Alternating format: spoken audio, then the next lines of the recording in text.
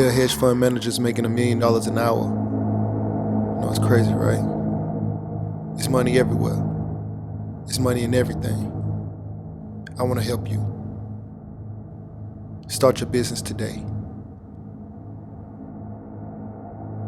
Come join my royal family. Subscribe to Casino is the name.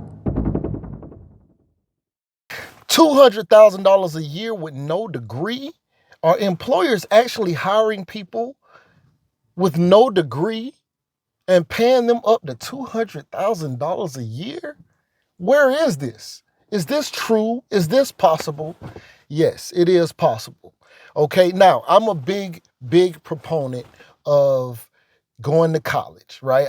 It's no secret. I tell people, hey, if you can't figure it out, go get you a degree that you can use. Now, are there areas and are there situations and jobs where you don't need to get a degree in order to sit in that position? Yes, and it's a lot of positions that don't necessarily require a degree for you to sit in that position. But if you were trying to be, say, an accountant for the government or an auditor or a lawyer or a medical doctor, then yes, absolutely, you need to go get a degree, okay? Now, some of these positions don't necessarily require you get a degree if you were, say, working for the federal government. There are plenty of positions that don't necessarily say, yes, you need to go get a bachelor's degree or higher. But many of them actually do. Now, there's an area where they pay the top dollar for these positions, but they don't actually have an education requirement. They actually care more about your skills as a leader. How can you prove that you've led a group of people or personnel, and you utilize your circle in order to get things accomplished on a large scale? And that is the Senior Executive Service, the SES. And SES positions, I was just looking at one, they were paying between $140,000 and like $212,000. Like it was like, the range was $140,000 to $212,000. So you can make up to $212,000 for that position. And that position says no education required. No educational requirement. So that means that you don't have to get a bachelor's degree. You don't have to get an associate's degree. You don't have to get any of those things in order to apply. And you could be selected even though you don't actually have a degree. Now, I'm not saying all of the positions are like that, but let's say the majority of the positions are like that. There are a few that will say, okay, this SES position is reserved for maybe an accountant. And yes, they will require you have the bachelor's degree in order to sit in that position.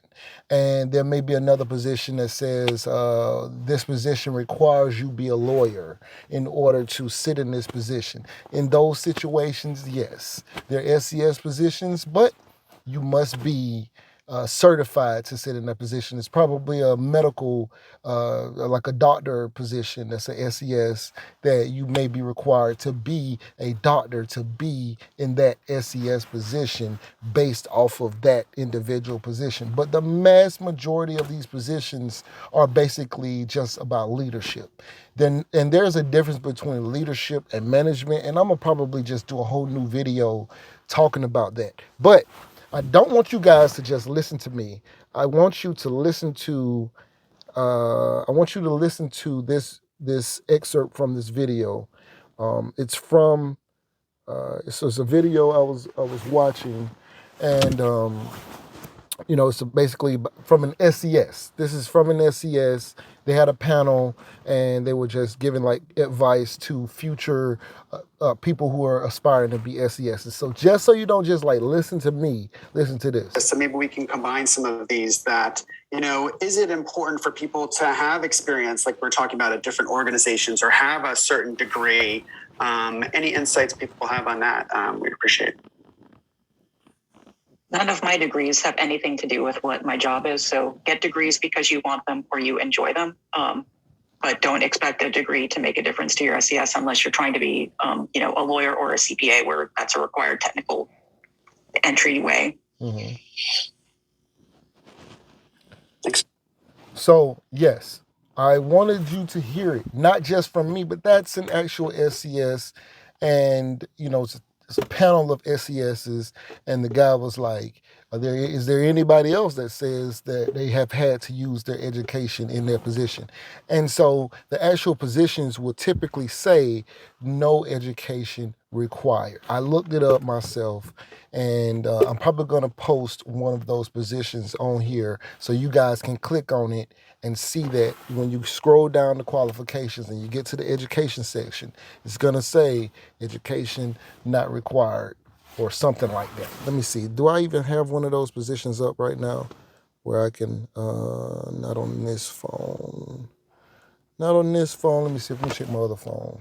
I got a lot of phones. Let's see if I was looking at it on this. No. Might have been looking at it on one of these other phones. I don't know. But I'm gonna put the position that I saw, and you'll see that SES, Senior Executive Service. In case you don't know what SES is, I can't believe I didn't even talk about that.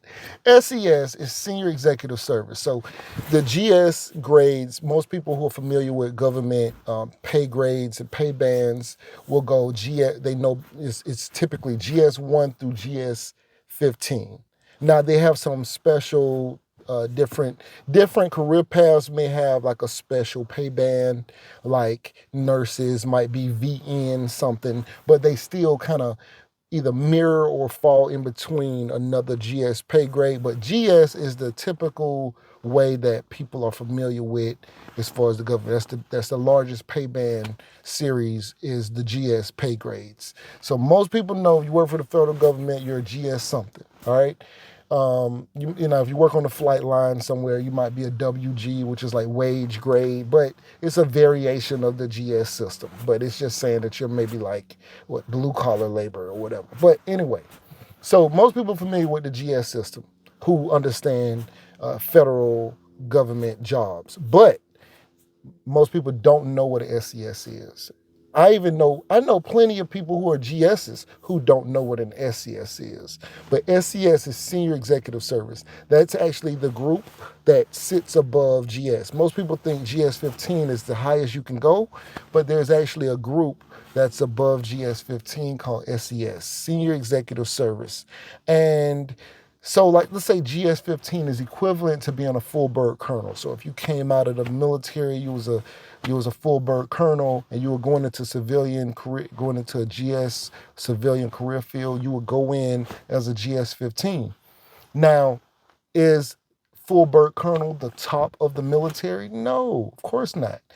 Generals are the top of the military. So the senior executives would be equivalent to, say, being a general. They have a lot of power, a lot of influence. Typically, when you see those guys testifying before Senate and things like that, they're SESs. They're not GSs. They are the leadership.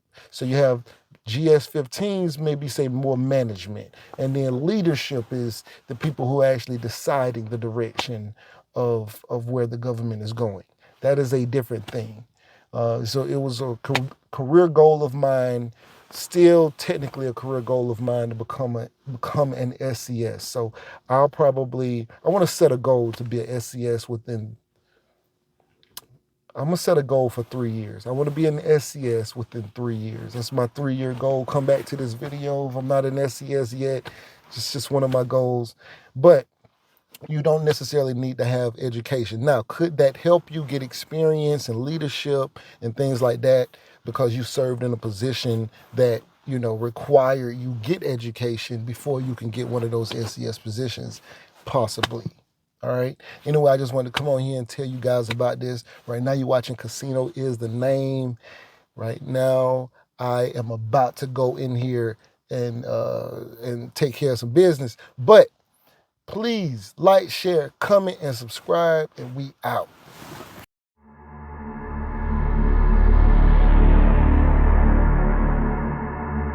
There are hedge fund managers making $1 million an hour. It's crazy, right? There's money everywhere. It's money in everything. I want to help you. Start your business today.